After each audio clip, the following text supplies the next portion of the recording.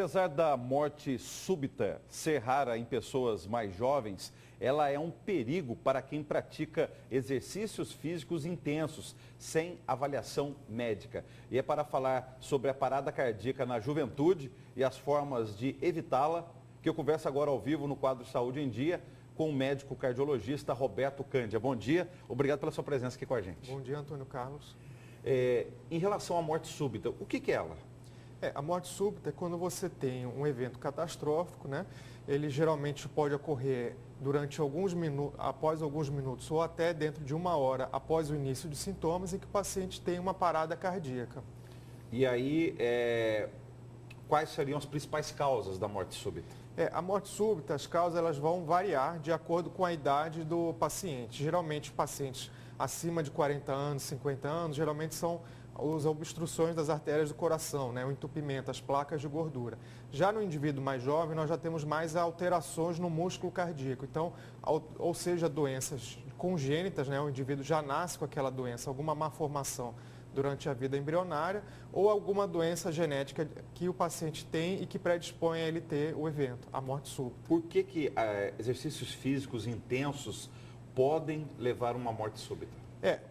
Não seria necessariamente devido ao exercício físico, né? É que o exercício físico, quando o paciente está fazendo atividade, ele tem um esforço maior.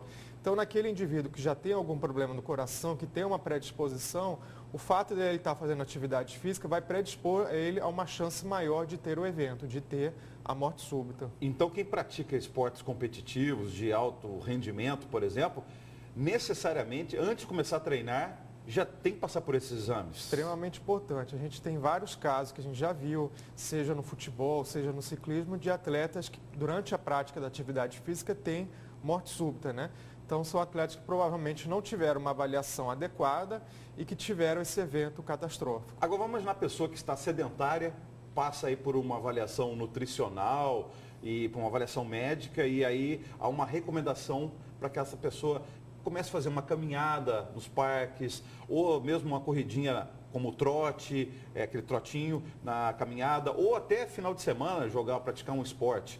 Mesmo nesses casos de esportes mais leves, atividades físicas mais leves, mais brandas, é necessário passar por essa avaliação?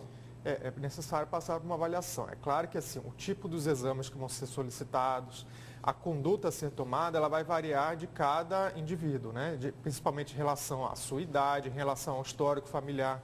Se esse indivíduo já tem alguém na família que tem doença do coração, vai variar a conduta a ser tomada de acordo com a característica de cada indivíduo. E quais são esses principais exames? Então, geralmente você vai até o consultório médico, o médico vai colher uma história, vai fazer um exame físico, vai observar todos esses fatores que eu já falei, se ele tem predisposição a ter alguma doença. Vai ser feito um eletrocardiograma em que você vai avaliar a frequência cardíaca, o ritmo cardíaco, ver se esse paciente tem alguma arritmia. E a partir daí o médico vai avaliar quais exames ele deve solicitar. Se ele deve solicitar um ecocardiograma para avaliar o músculo, a função do coração, ou se ele deve partir para alguns exames mais aprofundados, dependendo do paciente.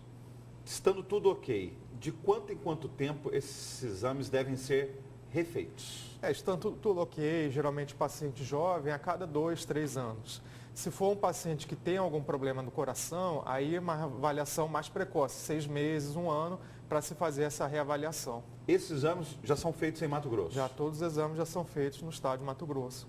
E aí, após o resultado desses exames, se apresentar algum problema, já tem que começar um tratamento, já há o encaminhamento para o profissional. Aí se avalia, se o paciente tiver pressão alta, deve-se começar já medicamento antihipertensivo. Se o paciente tiver algum entupimento na artéria do coração, deve ser tratado, né? Algum estudo apontando, sendo feita essa avaliação corretamente, descoberta a irregularidade, feito o tratamento, em qual o percentual de diminuição do risco da morte súbita? Diminui bastante, porque você consegue, através dessa avaliação, identificar a grande maioria das patologias que poderiam causar algum problema. Muito obrigado pela sua presença, até uma próxima oportunidade. Obrigado a você.